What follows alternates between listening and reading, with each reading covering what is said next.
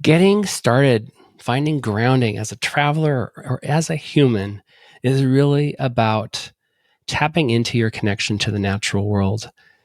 And this could be as simple as taking off your shoes and your socks and walking across a lawn and letting your feet feel the grass and feel the earth.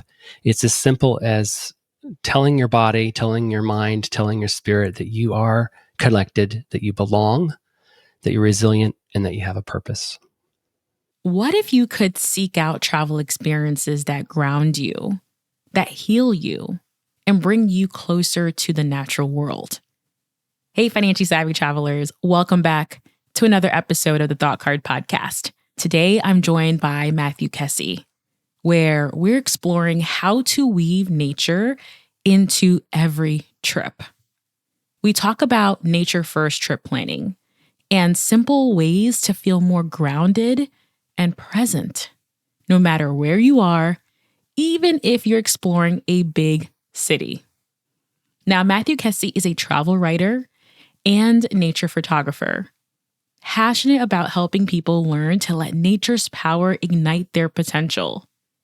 He leads mystic nature experiences, and his website, kessiworld.com, integrates travel, nature, and spirit into a powerful pathway for personal growth. All the links mentioned and where you can learn more about Matthew and even join his upcoming retreats will be in the show notes. Welcome to The Thought Card, a podcast about travel and money, where planning, saving, and creativity leads to affording travel, building wealth, and paying off debt. We are the financially savvy travelers.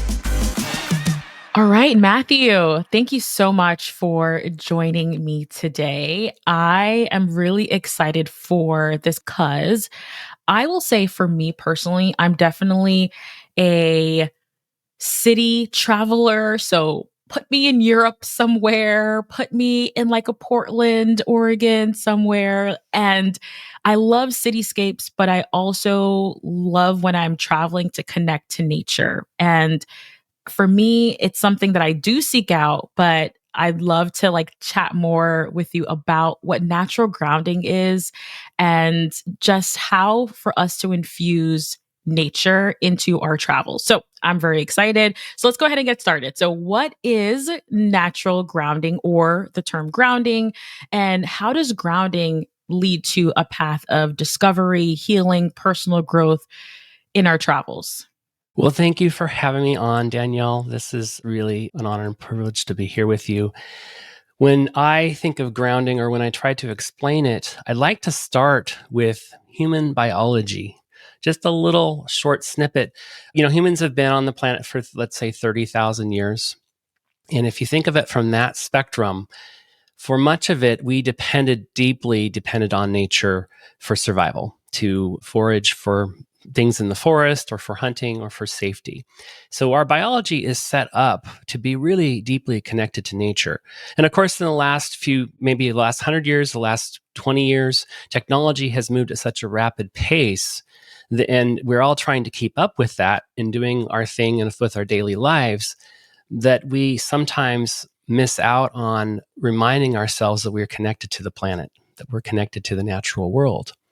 And so grounding is a way to get back to that, sense of belonging, because everything in nature is interdependent. We can see that when you go out and look at all different examples. Everything's interdependent. So we belong. We're part of that world. And it's grounding to find a sense of belonging. Another thing that we see in the natural world is that nature's always changing. We see that every day. And we're part of nature. So that means for us, we're also changing. But also, when we are grounded, we can understand that we can face what we can handle. And so it gives us an empowering sense of resilience by finding grounding in the natural world. And then the third thing that we see is purpose. Everything in nature has a purpose. Maybe a tree produces a certain kind of pine cone that an animal eats when it falls to the floor of the forest. There's all these different kinds of purposes And so, in finding grounding in the natural world, we as humans can reconnect to those ancestral things that our lizard brain way in the back there wants and craves. And when you're able to connect that, when you're able to connect your body from a physical point of view, spiritual, emotional, all those things, then wonderful benefits start to come from all different directions. Reducing anxiety could be an example for daily life today and in our culture. Managing cortisol levels, and reducing inflammation, some of those physiological things, because our body responds to this need to connect. And so grounding is very important for all of those things. I know personally for me, I felt burnout many times, especially like with a demanding 9 to 5 job. And I feel like even as an entrepreneur, like the hustle and grind never stops. Add on family, add on health Absolutely. factors, right? There's Yes. just a lot coming at us in this day and age. So, what are the actual tactile benefits when it comes to grounding in terms of how will we feel when we arrive at the place where we're beginning to feel grounded or we're there and we are grounded? Do you ever feel grounded? Like, do you cross the finish line or is it something that is continuously evolving there? I used to think that you would cross the finish line. I worked in a corporate job for 25 years, so I understand the ups and the downs and all those things. It's an ongoing thing. It's a lifelong opportunity. But I totally understand daily life takes us in all different directions. And I'm sure you've had times where you were grounded. You felt that and you know that and you remember that. And there's other times where you know it's not grounded. You're getting through, you're doing what you can to get through. The benefit of finding grounding is really seeing yourself clearly. It's about self clarity. And so if you can think that if you can see yourself really clearly, that might be those moments where you decide to stop what you're doing or you decide to pull back from something that maybe is draining you or someone, or you choose to do a different experience than maybe you might normally want to do. Maybe, let's say, traveling. So grounding helps you see yourself clearly. That's the main benefit that is really general, but it just impacts every part of life. So in the example of travel, because your audience are savvy travelers, they're going all over the place, all over the world.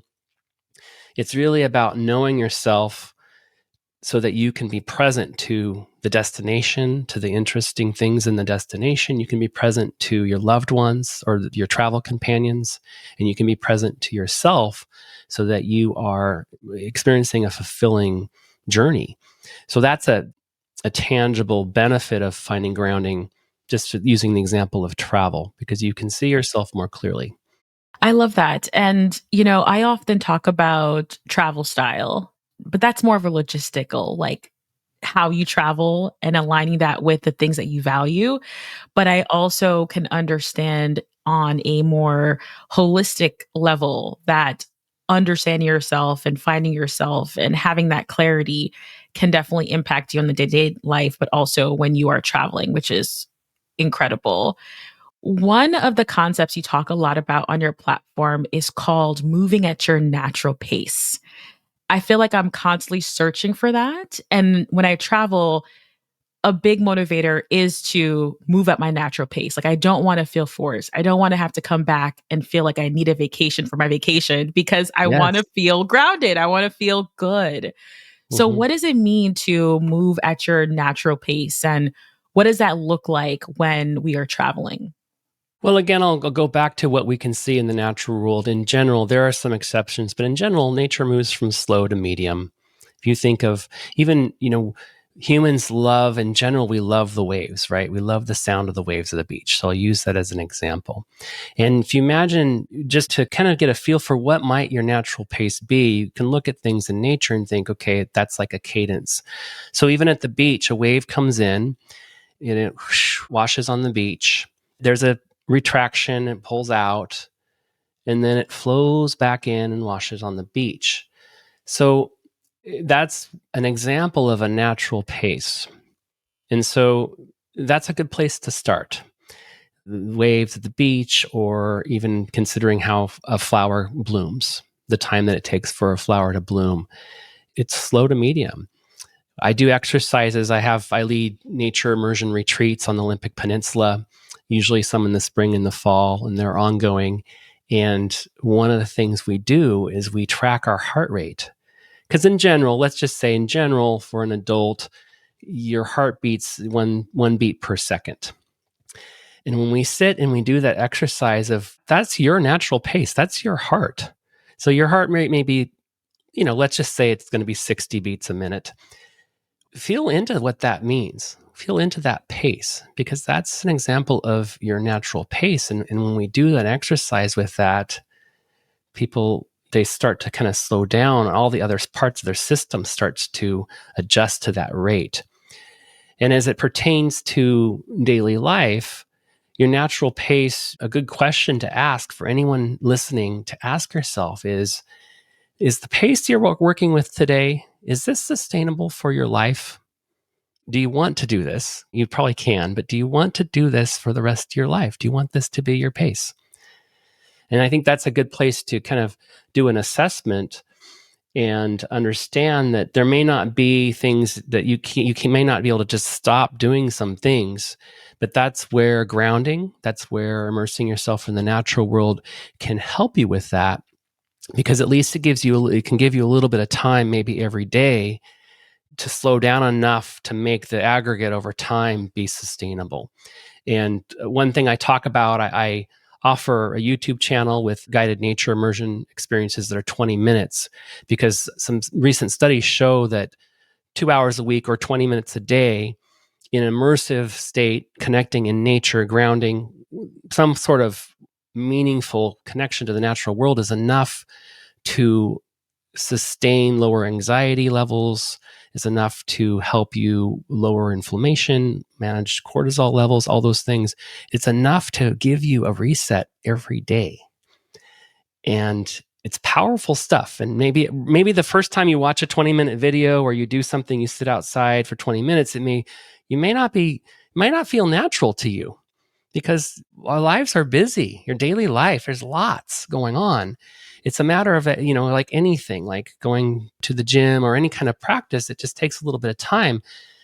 And it offers you that ability to press reset and to slow your pace down and to be mindful of that, so that all the other things in your life can continue to flow in a more sustainable way. Absolutely. What a reset. I would need a reset today. So, yes. So, I'm excited to binge your YouTube channel and to really dive in. I want to move towards a more practical aspect when it comes to travel planning, because I know my financially savvy travelers, like, we want to implement, like, we want to take all of this and add it to our itineraries and our travel plans. So, when you are looking or thinking about a destination and putting your travel plans together, what are you thinking about to ensure that you remain grounded and that you are connecting with nature on the go? Well, going back to the 30,000 years and, our human evolution and our biology, we spent a lot of time in our existence as nomads that moved 60 miles a year, let's say. And now we get in planes, we fly for 14 hours or different time zones. And we manage that pretty well as humans. And also, we're usually not grounded when we get to the destination, because we've just picked up and we've moved. And there's parts of us that are not settled with that. Sometimes you may never even be settled on a whole trip. And that's that example when you move, you come home and you need a vacation from your vacation. And so I'm always looking from the filter of, how am I going to find grounding when I land in this destination? What am I going to do to press that reset button that I just talked about with you? And so I'm very concerned with location when I'm booking a trip. And I like to stay in the middle of a city if I can, so that I can access the city. So this is an example. For me personally, the things that I see myself clearly is, I want to walk out the front of the hotel or the Airbnb or wherever I'm staying. I want to walk out and be there and have access, so that I don't have distractions of how to get from A to B, how to do this or that. I don't want that to distract from my grounding. So I can, even if it's in a city, I can walk out into the square and I can feel that sense of belonging immediately. But if I'm staying outside of a city, then I'm looking at where, is there a place I can go for a walk? So I booked an Airbnb in rural Ireland in this beautiful little town called Hollywood, of all places.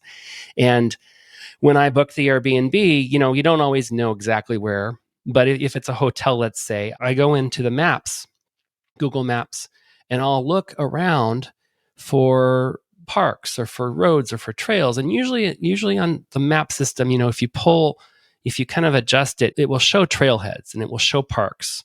And I click on a few of them just to kind of try to get a feel for, like, is this some place that I'm going to feel comfortable and it will be accessible and it'll be easy. The thing is, it needs to be easy. It can't be drive for 2 hours to go somewhere and then ground. No. Well, for me, it's like, no, that's not going to work. I know myself. So that's just an example, but I'm always looking at it from that filter. And I travel to a lot of cities. Like you, I love cities and I love all that they have to offer. And I love the country as well. But have a plan before you get on the ground. Because when you get on the ground, there is still that part of your lizard brain that is doing all it can to adjust. And the more you can help your lizard brain adjust, the better. Again, for all the benefits of being present to the destination, all the cool things, to your travel companions, to yourself. I love that because I do that naturally. And that's just not only convenience, but now adding this additional layers like, okay, there can be a grounding component to where I'm located and how I'm able to access different opportunities. So I'd love to also piggyback and talk about different types of activities beyond grounding. We talked a lot about grounding. So I know that there are other additional options and transformational activities that we can enjoy, such as forest bathing, nature photography, which I didn't even think that would be on the list, but I'm excited to hear, like, what are the other options for us to get grounded or feel grounded and have these transformational activities? What does that look like? Oh, there's just so many different things that you can do. And again, if it's about knowing yourself and having self-clarity of what things, might align with you. Let's take nature photography, for example. Of course, when you're on a trip, you snap photos, maybe you post things on social media, that's well and good.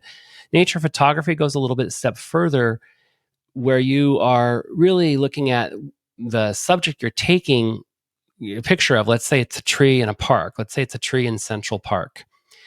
And it's going a little bit step further and imagining you're part of that tree, or you're having this experience where it's more of a two-way conversation, if that makes sense. That might seem a little abstract, but it's really about not how you're going to present that to the world anywhere else, like how it's going to be on social media, but it's really about examining the tree and using photography to do that. Like how, you look at this tree, what stands out to me?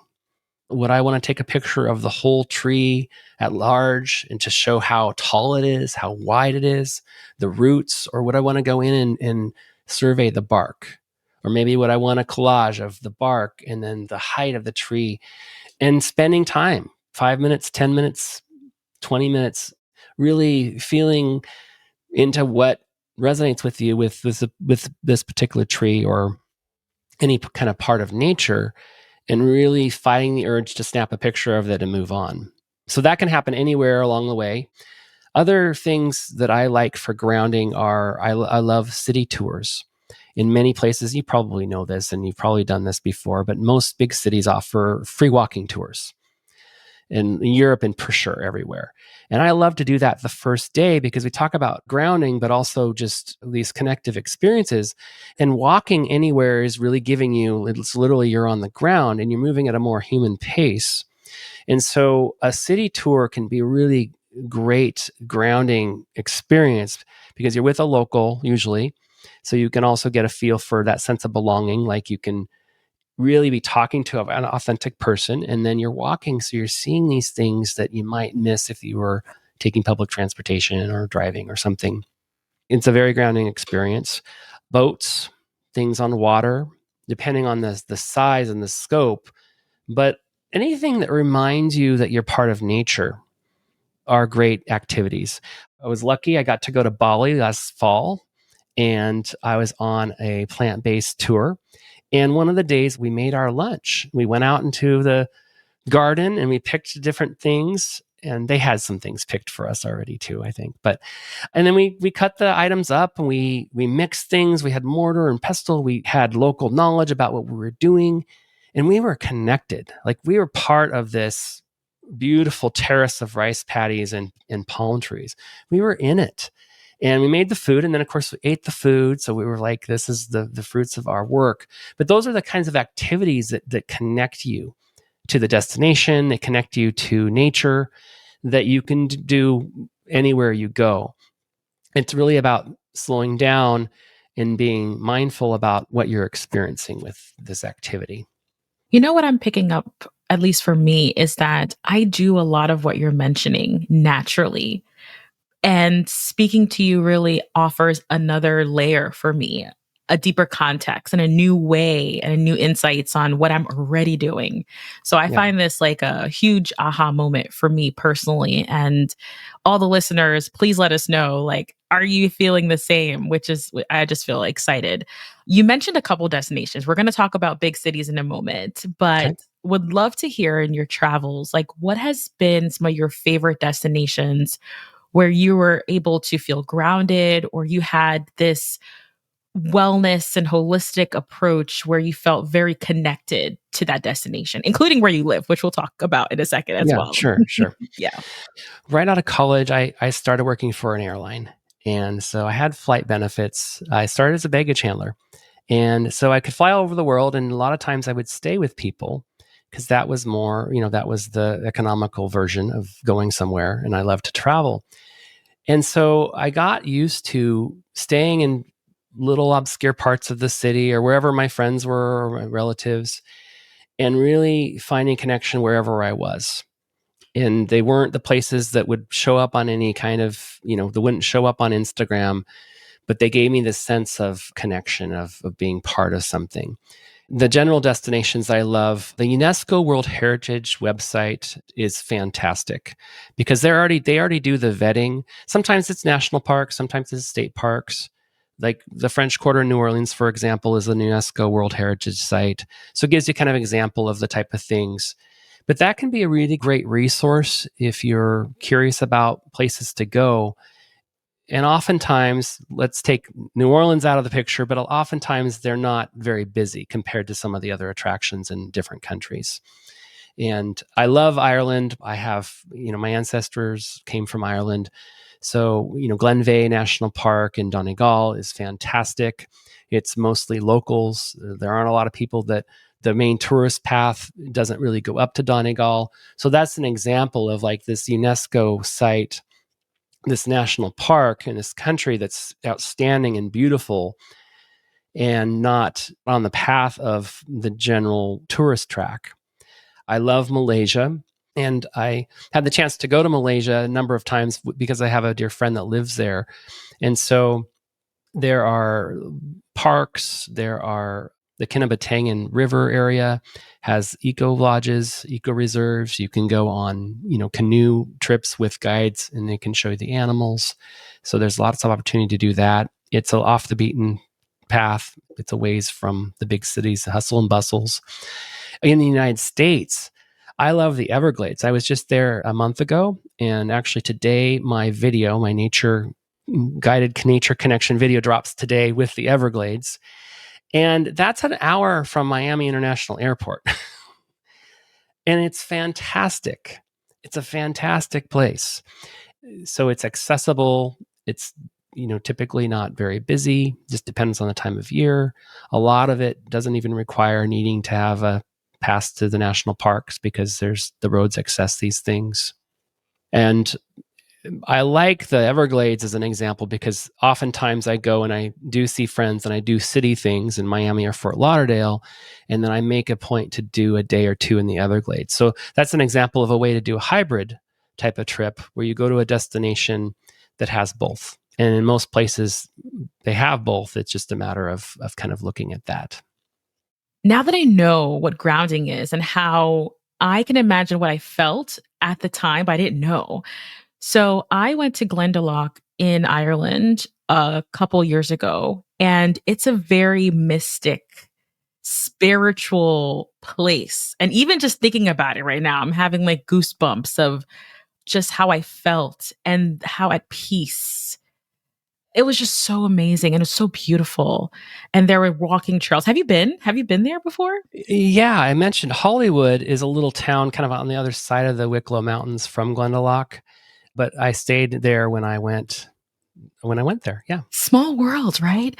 But I Yeah. feel like for me, I remember looking at different tours from Dublin, and it was not that far. It was literally, we did a bus trip and it was so accessible, like you mentioned. And immediately, like, I just wanted to be part of that experience. Like, I could tell immediately. So I feel like for me, from this conversation, is tapping more into that excitement feeling that I have, because a lot of what you're mentioning about grounding, it's already natural for Yeah. me. I just haven't noticed or paid much attention. Do you find a lot of people feel this same excitement and they're like putting pieces together when you after you talk to them? Absolutely. Absolutely. We have this. We all have this in us. This is part of us. And my goal in helping people and my goal here in talking to you is really helping you understand that you can turn that up. You can have more of your experiences be that. You already know what they are. You know how to generally assemble these things. It's just a little bit like upping that, because let's say, what if every trip you took, you felt like that? Wouldn't that be wonderful? Amazing, Be right? fantastic. You already know how to do this. I think most people do, or have a sense of what is that kind of tingly spiritual feeling that you get. And you know it when you feel it. It's like seeing a sunset that's like Technicolor, or the waves, or we have our special places we love. And it's just about figuring out, how do we keep that as more of the norm, the rule of our life, the rule of our travel, rather than the exception or a kind of a fleeting moment. And we can all do that. You already know how to do that. I love that, right? So approachable, which I appreciate. You teased this when we talked about New York City and just traveling to bigger cities. What are some other ways beyond going to parks or taking walks that when we go to big cities that we can feel a bit more grounded? In a big city like New York, I'm thinking, because I said Central Park, there is so much going on. There's all this different energy, and that's also why we love to go, right? The energy and the buzz. But it's just really important to find a way to press reset for just a little bit of time. And that could be parks, it could be gardens, it could also just be in your, where you're staying, just spending 20 minutes still, because we all have these elements within us that are, it's our own nature. We have the power within us to find that calm. Sometimes it's just kind of hard to be mindful of that. So you can spend 20 minutes. I think 20 minutes is a good amount. It's reasonable. 20 minutes just still, and letting your nervous system just kind of calm down a little bit, so that you can, it's almost like recharging. It's pressing a reset button. So learn what your reset button can be. Maybe it could be taking a bath for 20 minutes. And I know, like, if you have kids, that's probably a luxury. It may not be reasonable, but maybe there's something else. But finding what your reset button can be, and then, making sure you set yourself up for success by doing that. And for me, I like to spend a little bit of time doing that reset. So oftentimes I'll try to get a room by myself if I'm with a group of people, or I'll try to plan that ahead of time so that it's already in the works when I get to the destination. And so, yeah, so if it's a big, busy city, of course, you can go to Central Park, but press reset, do it in your room, go to the swimming pool. If there's a steam room or sauna, whatever is your thing, find a way to do that. I love that. I think that's the big takeaway from this episode is like find your reset button and push it. Like push Yes, that thing. Like that's what that's we right. need to be doing. Yeah, and have it right next to you. Right, Have right. it Not tucked away in easily. your baggage That's somewhere. right. So easily accessible. Just kind of like when you land, you can use your cell phone if you don't have to get up to get it out of the bin, right? When they Yes. make that announcement. Have it nearby. Yes, I love that. I love that. Now, I know that you live in the Pacific Northwest, Mhm. and I'm imagining that that's a special place for you. Can you share as to why this region is so special and unique and why people should potentially come and visit. Yes, of course. I was born in Portland, Oregon, and grew up in Oregon on a farm near the city, but I had kind of the best of both worlds. I had a country upbringing and, I had access to the city, and now I live in Seattle. So it is near and dear to my heart. I write a lot about it because I just have a lot of experience, and I really I feel as if I'm almost a host, and I really want people to have a wonderful experience in the Pacific Northwest when they travel that goes beyond the top 10 lists and those kinds of things. Another thing that's wonderful about the Pacific Northwest, of course, there's beauty from the coast and the rock stacks and the beaches to the mountains and the forests. And then the eastern parts of both Washington and Oregon are high desert and dry and mountain ranges. And there's this diversity there. And the other thing is that the access to this diversity is really unparalleled in comparison to a lot of other parts of the country because, like, for example, half of Oregon is public land.